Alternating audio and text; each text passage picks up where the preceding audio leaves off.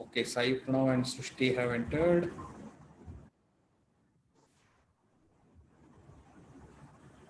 All right. Ashish is also joining. Good. Okay, so who was Adolf Anderssen? Okay, so uh, see, right now you see there is a very clear thing like world champion, etc. Right, and there is a proper tournament that happens. There is an official world champion, etc. But that was always not the case, right? Historically, how would you do? I mean, it was not like there was this concept of world champion, etc. came in chess. Officially, it came only in 1886. Okay, so that's when it was recognized as a world champion. But it didn't used to be like a tournament between all the people or all the strong grandmasters. It is there. Some leading grandmaster, he would defeat some other leading grandmasters, and he would considered as world champion. And after that, it started that okay, now he's a world champion. Now someone has to challenge him, and if you challenge and win, then you become world champion. So that's how it became from 1886 onwards. Okay, so Wilhelm Steinitz, an Austrian player, later on he moved to America. He became the first that way official world champion in 1886. Okay, but what about before that? Right, before that, who was the world champion? You can always say who was the world champion, as in who was the strongest player. So you can go back. So like in 1600s, it used to be Greco who used to be the strongest player. Then in 1750 or so, a French player named Philidor, Francois Philidor, he was the best player of that time. And that's how there is a defense also, Philidor's defense by his name, E4, and E5, and F3, D6, right? That is the Philidor's defense.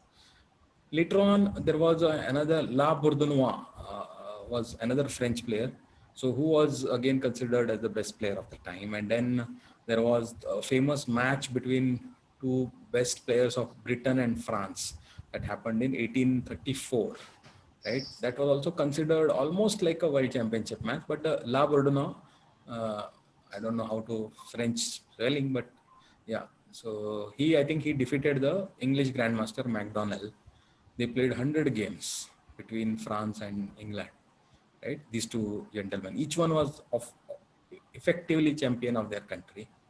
But still it was like not exactly, it was not considered as a world champion. So what happened is 1851 in London, there was a very big one-year exhibition. So that time England was like at the peak of its power. It had conquered everything, right? India, all these, India, Pakistan, Sri Lanka, Bangladesh, Burma, and even all the other countries also. All of that were there, and so many African countries. So England was at its peak, and in 1851 they held a special one-year expo. It is, in modern world you can call it as expo, one entire year of various exhibitions, events, etc. So one of the events that they planned was chess, because that time it was, now that many countries were to the top, mostly European that time, and they wanted to see who is, and they used to consider chess as the height of intelligence, right? So whoever becomes the champion effectively will that country will be recognized as the best country, something like that. The thinking was there, and the expectation was that Britain, there was a Britain player, Howard Staunton, very good player. He used to consider, but he was slightly more proud. He used to consider himself as the best player. So, and he was pretty confident he was going to win it. So 1851, they held a tournament, and it was a knockout tournament. Okay. So there was some league, and then there was a knockout, and like four game matches were there. Now in that tournament, Adolf Anderssen, he was relatively unknown player at that point of time. He was a German player, born in 1818. He learned and studied mathematics and philosophy, and he used to teach also in a school. What in German they used to call it a gymnasium, but it is not like, I mean, gymnasium has got everything. It is got study also. It is like a college or this one plus everything else. He used to teach there, and he also learned chess, became very good in the German circles. But still, Germany was not considered as the top country at that point of time in anything. Okay, not only in chess but in anything. But the German people were very, they wanted to become and be recognized as great. So Anderson, along with a couple of other German players, he participated in that tournament, and to the surprise of many, he won the tournament. So 1851. So that way you can call it in the modern era the first real tournament where some 20 or 25 players participated, right? And then one of them effectively became the winner. So that big a tournament had never happened before. That was the first. That's why it is considered as the first major international chess tournament, 1851. After that, many things happened. After that, so the first major tournament he won. So that way you can consider. And that time he was really strong. So he defeated Howard Staunton. He defeated many other players. So you can unofficially you can consider him as the first world champion of the modern era, not the historical era, modern era. So after that, there is a continuous thing. After that, after Anderson, the next person that came on the stage was Paul Morphy. And you should know Morphy because our chess academy's name is also based on Paul Morphy, right? So we are also going to look at Paul Morphy's career as the second half of this course. So today we are going to look at Adolf Anderssen. Okay, he was a combinative genius. So what Greco was earlier in the 16th century, he was a widely attacking player, very good player, but still attacking sometimes carelessly. And then Philidor in the 1750, he became a very positional player. He was play carefully, slowly in the end game. Let us win it. Move the pawns very slowly. Defend everything. Not don't try to attack. Wait for the opponent to make mistakes. That was the his style. So Adolf Anderssen was again going back to the style of Greco. He was saying that. So if you see his one of his quotes is attack, always attack. So he used to be whether white or black. Anderson believed in attacking. Okay, and he was a combinative genius. He used to make a lot of things. So I have in this handout I have given 4 games. We are going to probably look at 2 of those games, and 2 games you can look at it yourself, lightly annotated, not too much, but so that is the background. Okay, so we are going to look at a couple of games today, hopefully. So let us start. The first game is between Rosanes and Anderson in 1862. Okay, so let us see. E4, E5, F4, D5, E takes D5, E4, Bishop B5. Okay, let us see this. Yep. E4, E5, F4. What is this opening? King's Gambit. We have not studied it, but we will. King's Gambit, right? Yeah. F4, D5, where black does not accept the gambit, but plays D5. D5 is a very good move for black, right? In the center opening up. So this is called as Fogbear's counter gambit. Okay. So Fogbear counter gambit, and now white E takes D5, and white does not capture the F4 pawn. Please see carefully. White plays E4. This is a better move than capturing the F4 pawn. Okay.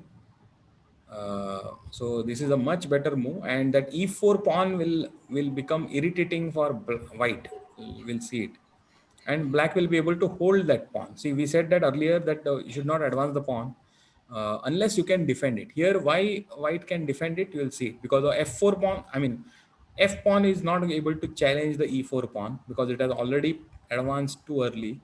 Only the d pawn is remaining, but black will be able to organize knight f6 and try to hold the pawn, and that then it will become the central advanced pawn is a very good pawn. So what white does is, first of all, his advanced pawn he wants to exchange off. So he plays bishop b5, c6, because he knows that he can't maintain the d5 pawn for too long. So he says, why not exchange it off? So d c5. Normally black used to play b pawn takes c3, but here willingly Anderson allowed the knight to get pinned. Okay, normally you would not like to get pinned voluntarily, but he allowed it to be pinned. Fine. So knight to yeah, then knight, black plays knight c3, white plays white plays knight c3, black plays knight f6, defending the e4 pawn, and white plays queen to e2. Okay, white thinks that let me try and capture this pawn. Okay, but opponent is a very strong player, Anderson, and he believes in developing early and then attacking.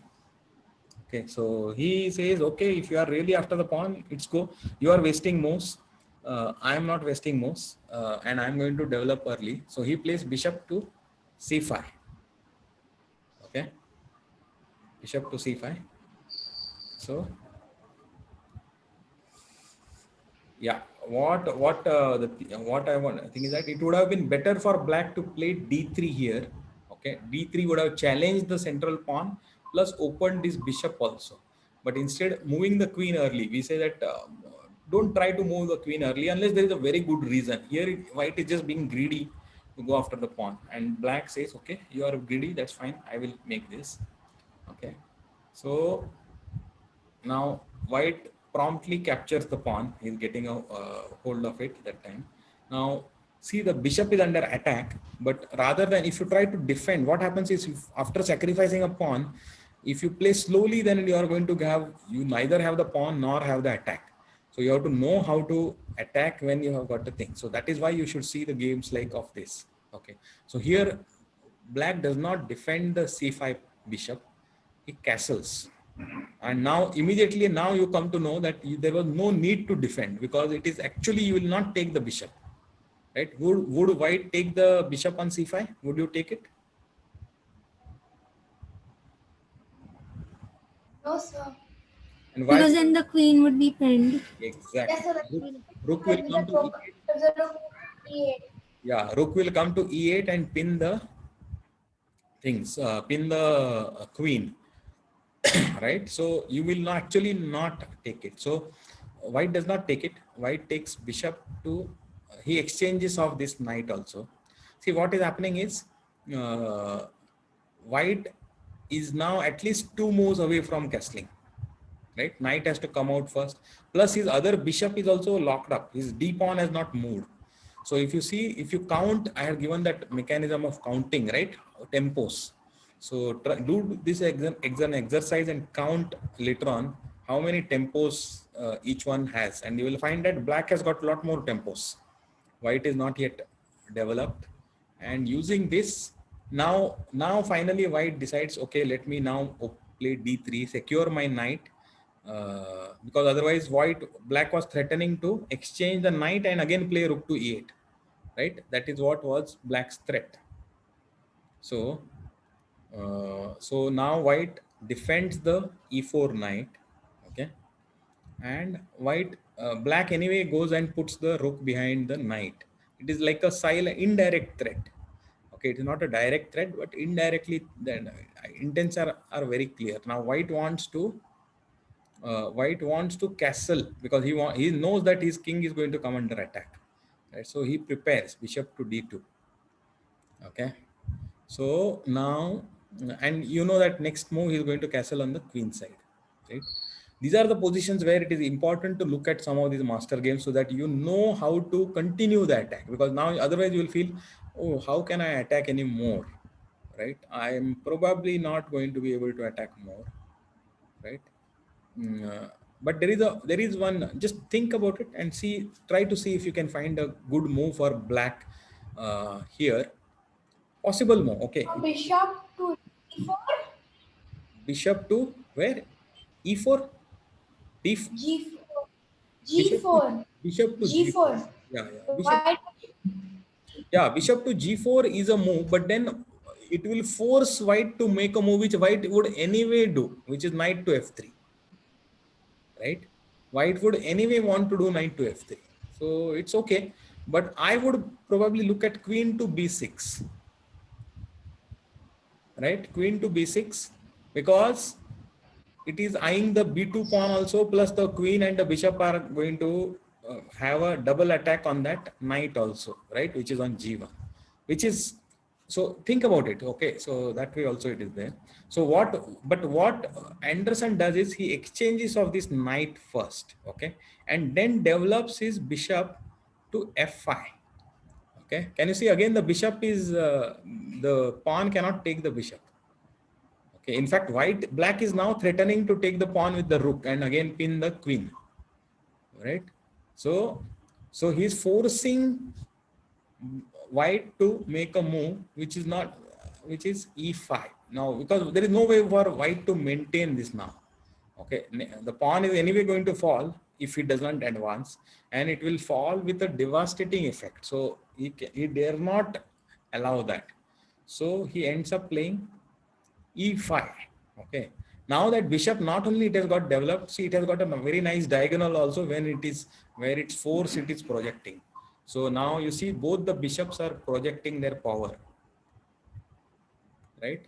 Plus the rook is here, again indirectly projecting the power. Queen has got an open file, and plus this file is also open. So white is going to castle on the queen side, but black is going to have a open file for the rook for the attack. See how this happened. Okay, this is what is mastery about. Okay, it happened within a few moves, right? And it is not that particularly white has made any big mistake, right? Within 13 moves, see how beautifully black has got developed. Okay, at the cost of a pawn. So he not only gave the pawn, and he knew how to play after that, after giving up the pawn. So what does black do after this? Black now plays queen to b6. See, queen to b6 move. So you see, there is a double attack on the g1 knight. He's threatening. White is actually threatening to win this knight. Okay, so, and at the same time threatening the b2 pawn. So what is, how to defend both? If you play For knight, castle? yeah, queenside castle is what white played. Okay, he said that, oh, I am defending the b2 pawn, at the same time rook is coming and defending the g1 knight. Very nice, right? So So isn't that a bad move? sorry.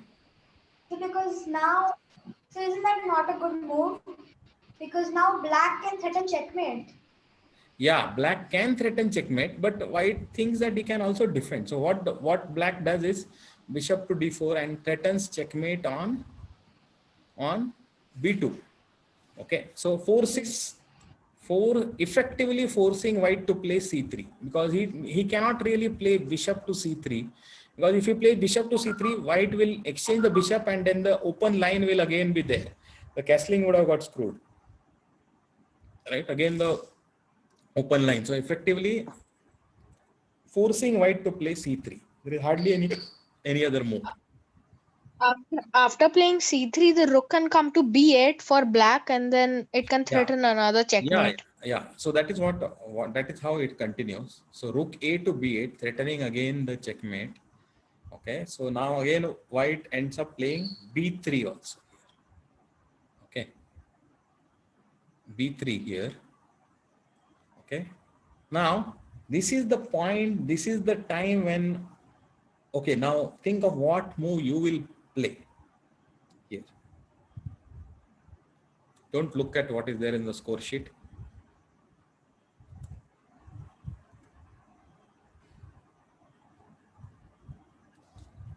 Because your bishop is under attack, right? But what is the move that will come? And this is where the masters show their ideas and their this. Okay, we would simply defend. I was there, I will tell you, I would have simply tried to defend the bishop, and then I don't know what would have happened, and the attack would not have been that great. Or maybe I would have killed the knight on g1 with the bishop. Okay, and then tried to do something. Anyone wants to guess a move? Okay, Uday, go ahead. Knight. Capture the knight. What knight? Capture the knight on g1. Capture the knight on g1. Yeah, this is what you would have So done. queen White would have done c5. this, and it would have been an okay. Probably game would have Queen continued, but it is c5. not a attack is probably less. Okay. So Sir, yeah, um, queen into b3. queen into b3 right now doesn't work.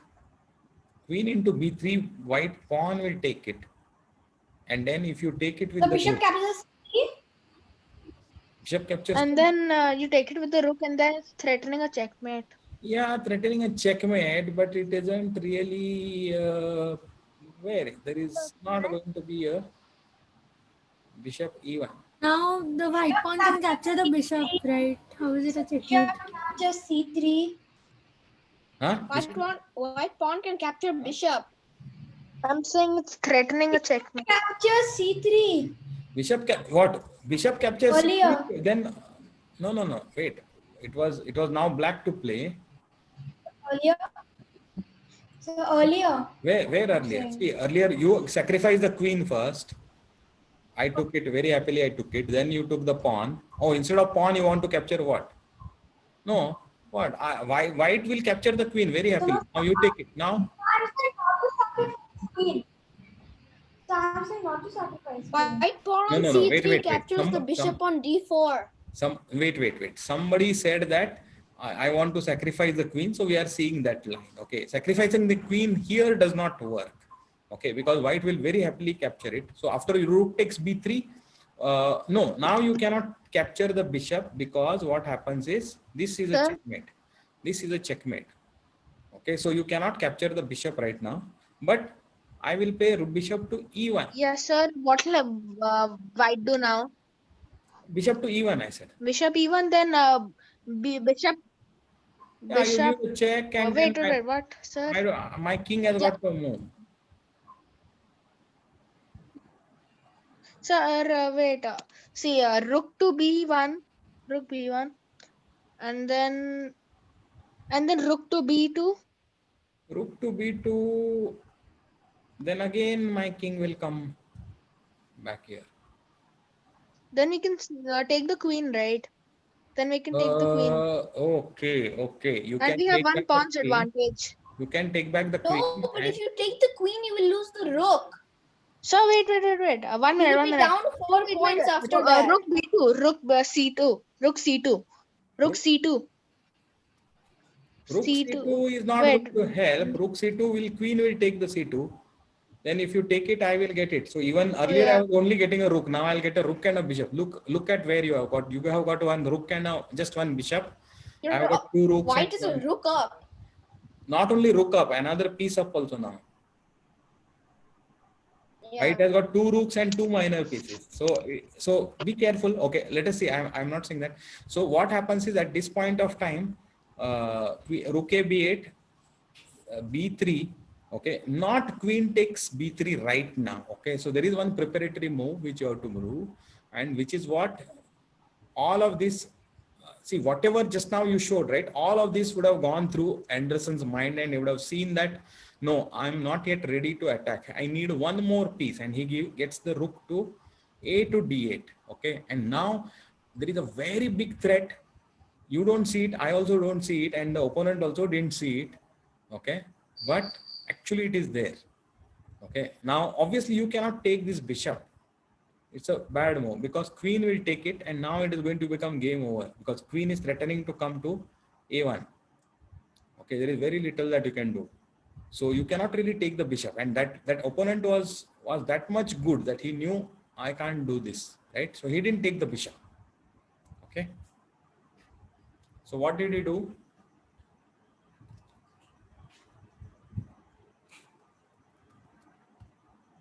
What did he do? He played So he moved the pawn. knight to f3. He played knight to f3. Okay, knight to f3 played. Now Anderssen goes ahead with its great attack. Now he sacrifices the queen. Okay. I think I've seen this game somewhere. I think I've seen this game. You might have seen this, a very famous game. Now again, white is threatening. That's why. Now there is a slight difference, and now it works. Now there is a forced checkmate. Earlier it was not. Now it is a forced checkmate. So because there's a rook at d8, which will threaten more attacks. Not only threaten, it will prevent the king also to come on the d file. Okay, so first of all, now what we do, what is the defense? Now black is going to threaten a checkmate on b1. What is the way that you can prevent it? Bishop to e3. Bishop to e3. Bishop to e3, then bishop takes e3 check. It's check. That's the problem. Then even if your queen takes it, then also If it rook wasn't to check, he could have checkmated. b1 is a checkmate because the other rook is also preventing it. See, the So- two rooks have sandwiched the king. So yeah. So So what bishop to e1. what white says is, oh, I can't play it to e3. Let me put it to e1. But then Anderson says, oh, thank you very much. I don't mind. Again, I will give a check.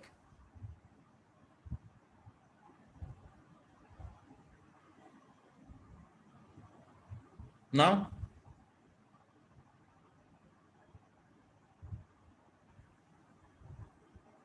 whatever you do now, next move is mate. So it's, oh yeah, yes. See, if you put it in between, doesn't help. This is a checkmate. See, first of all, let us see ABCs of check. Avoid. Is there any place for the king to go? No, there is no square that is allowed for the king to go. So avoiding is not possible.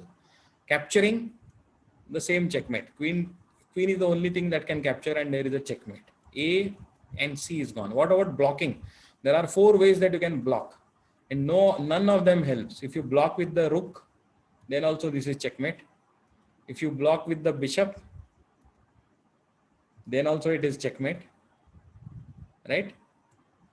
If you block with the queen, same thing like a bishop or a rook, doesn't work. You think that I will bring my knight, and now knight is covering the b1 square. Unfortunately, that also doesn't help because still rook to b1 is a checkmate because the knight is pinned. So no use of the knight covering the b1 square. So no matter what you do now, it is gone. Checkmate, right? So the power of Anderson was that he conceived of this queen sacrifice and the mate that is following, but he knew that it is not immediately happening and he needed one more quiet move, and he made a very quiet move which you and me would never do it, this kind of a move, right? But he could see everything, and after that it is gone. After that knight f3, then he announced a mate. So they used to announce like that, okay, they used to do that. Now there is a 4th checkmate. You do whatever it is, I'm going to checkmate your king. That way they used to announce. Okay. So he announced it with a queen sacrifice. Okay. Announcing a checkmate with a queen sacrifice was that time it used to be considered as a very like great thing to do, right? Even now it is great, but that time it used to be like a lot of pride and this in it. Now whatever you do now, it's a 4th checkmate. Now this is what is the combinative genius of Adolf Anderssen. So what we'll do is very quickly we'll see one more game, okay, which is the again second game also between the same 2 opponents next year. So let us see, and I will not see it in this much detail, but I will send you this PGN file so that you can watch it yourself. But very quickly, e4, e5, f4, again same opening, but this time Anderson is black again, but he captures the pawn, and white plays knight f3. This used to be the style of defending the captured pawn, standard opening in King's Gambit. Some other time I'll tell you, but essentially knight f3 is after knight f3, black white is planning to play d4 and then capture the pawn. So black defends the pawn first. Now white attacks the defender. Then the pawn pushes forward against the knight. It may look wild, but this is a standard opening, very standard theory of the King's Gambit. Then, yeah, white plays bishop to c4, threatening on f7, right? So d5, he takes d5, then bishop to d6. See, black has again sacrificed a pawn for development.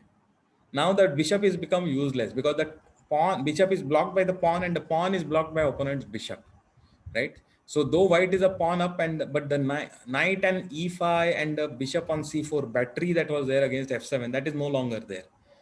So instead, so white also develops, but black defends that f4 pawn with the knight. Okay, he doesn't allow, because otherwise white was threatening to take bishop takes f4, right? So instead, now white wants to eliminate this d5 pawn, so he does this. So black allows him that and puts the pawn. So white white further exchanges here, And now white is actually 4 king. Okay, white, see again, black has again played to let some material go for attack. So what he does is he plays king to f8, is take my bishop, sorry, take my rook. So white promptly takes the rook. So white is now several points ahead in material. But black's king, though not castled, is safer on f8, but white's king is going to have a problem. So now knight comes to g3, threatening the rook. So rook goes to h2. Okay, Queen e7 check. Queen queen, e7. let us see, what is the thing. So knight h3. But yeah, instead of queen e7 check, he first develops this bishop first. Okay, develops the bishop first. He knows that the white king is not going to castle anyway. White side castle there is no, and black queen side castle, king side there is no question of castling. Queen side there is going to be a lot of time before the knight and the bishop comes out, the queen comes out, then castle. So white king is not running anywhere. So what black does is first develops one more piece, because he is going to need the pieces to attack. So now, and simultaneously attack the white bishop on a8. So white defends this bishop. Now queen comes, okay, king comes to g7. Now he wants to bring the rook also into the attack. Rook to e8 is planning. Okay, so knight to c3, rook to e8. Now white king cannot go on the queen side too much. So he comes on the king side to f2. Now queen to b6. Queen to b6. I'm going to see this game very quickly, so maybe in detail we'll see it. But queen to knight chases the queen, and queen simply doesn't go too far away. He goes to a6, and he's still eyeing a threat on the. See, the knight is covering the e7 square, rook is covering, so white is really threatening to give rook to e2 check now, not e7. Rook to e2 is what white is threatening. So white brings back the knight to cover that square, e2 square. Okay. Because white had a triple attack against that. The rook would have come to e2 with a deadly effect. So knight to c3, and then bishop to e5. This is like a super move, it is considered, because he is sacrificing this bishop seemingly to open up lines. Okay. Now what? If d takes e5, if you take the bishop, then queen comes out, gives a check. King to e1. Very hardly no other move for the king. So only thing that he can do is king to e1 and queen to g1 check. See, and then now queen to e3 checkmate. See, this is what he saw. This is the power, because he has planted a knight on g3. Okay, using that, he's giving up so much material. He's gave up one more bishop just because he has seen the weakness of this diagonal. After queen b6, it is actually finished. The game is finished. So black cannot really capture the bishop. Okay, so instead white. Sir, so the Sorry, king's white. gambit is a bad opening for white. No. It is a very good opening for white. So don't. It is not about the opening. It is the middle game which is important. Okay, I mean beyond the opening. So same thing. It's not a comment on the king's gambit. So white played a4 because he wanted to block it with knight to b5 after this. So he wanted to put the he put the a4. But now queen to f1, forcing white to take the queen. Okay. Oh, then bishop takes d4. Yeah, bishop takes d4. Now no square for the Bishop king. e3. No square for the king. Bishop Only e3. bishop Only e3 move. is forced. And now rook takes e3. Not immediately bishop takes e3. He takes rook takes e3, threatening a discovered check. Or probably mate, because rook to e2 will become a checkmate. Right? Rook to e2 will become a checkmate. So So rook to anyone after 5 will Is become it forced mate? Yeah, it is almost forced mate. So king goes to g1, and then now there is a big, beautiful mate. Rook to e1 is a checkmate actually, because the queen becomes pinned. See how the knight is there on g3, preventing h1 square. h2 is already given by the rook, and the bishop is giving the check, but queen cannot move anywhere because the queen also got pinned by the rook, right? Yes, sir. So I we'll see. You see it again in detail. In the handout I have given. So please go through it. I didn't get time now because the time is getting run. But this is. Can you see how beautiful his pieces are coordinating? And he's sacrificing so much material, and yet with the remaining pieces, one more piece is sacrificing, and after that, matlab, he is able to finish off the king, right? And there is no defense possible after this. If you accept all those things, now there is no defense possible. This was the genius of Anderson. Okay. So there are two more games of his which are very famous. One is called the Evergreen game and one is called the Immortal game. These are there on the second page of the handout with more detailed annotations. So try to go through. All these four games are very, very important games to see.